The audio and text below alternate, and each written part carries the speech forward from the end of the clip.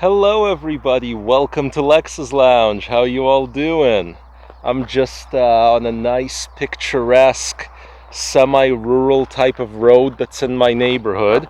It's actually just a couple minutes down from my house. My old house and my new house. I got all my house hunting done and looks like I'm going to be living about 4 houses over from where I was living before.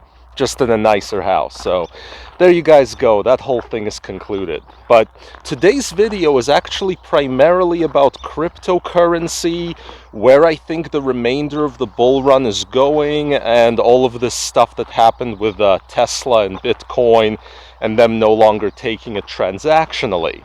Now, some of my American friends may be a little bit confused right now while you guys are in the throes of loosening restrictions or not having any restrictions related to COVID where you live. Some of you may have heard that a lot of Canadians are under strict restrictions.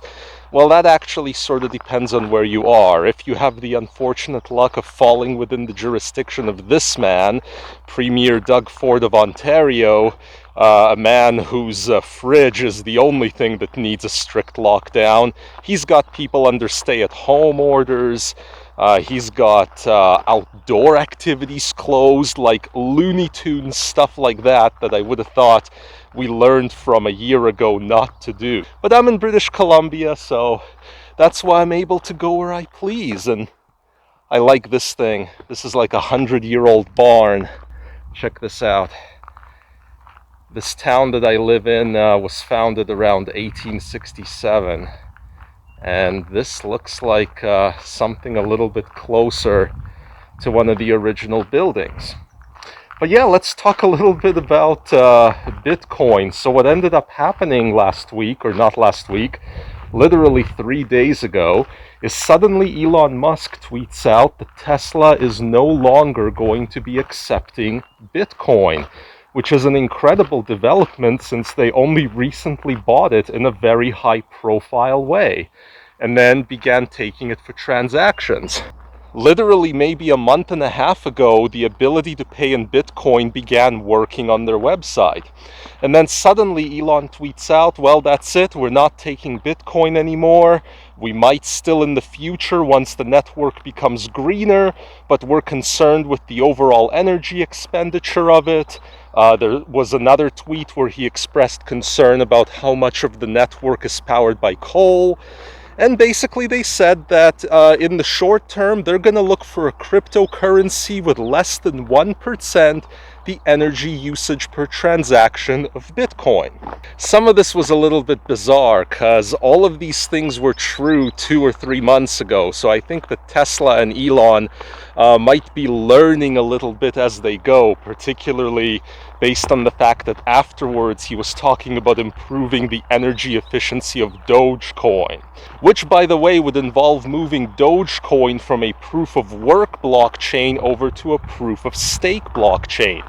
No easy feat, in fact, but that is the problem with Bitcoin, as well as with Litecoin, some of the really early blockchains, is that they do run on a proof of work consensus algorithm, the mining, and basically that whole process is quite energy intensive, and it's quite hard to move the network over to a proof of stake consensus mechanism, which is actually like 100 times more energy efficient.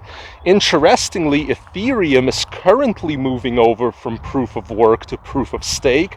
That work has been ongoing for years and should conclude actually at the end of this year, which probably does a lot to explain why Ethereum outperformed so heavily when Bitcoin plummeted as a result of the Tesla news. On my end, I certainly did turn some of my Bitcoin into ETH at that time, and it's worked out fairly well.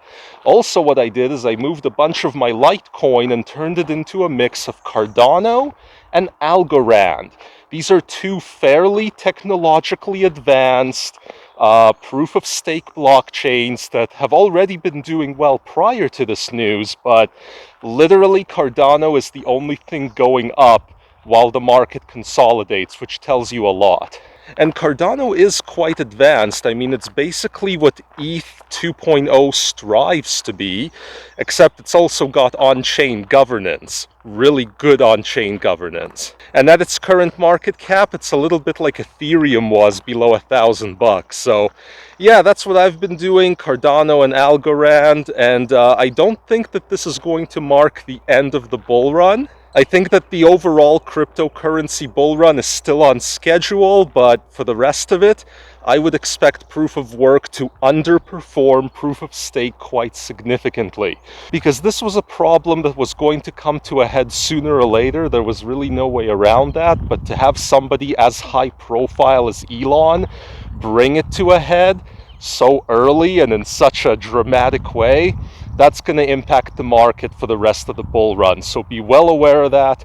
Proof of work is old school, proof of stake is new school, and yes, it is possible to move Bitcoin over to proof of stake, but that's a process that would take years and would be really, really difficult because of how rigid Bitcoin is. Anyway, hope you guys are having yourselves a good week. We'll see you later, and if you're new here, subscribe and hit that like button. See ya!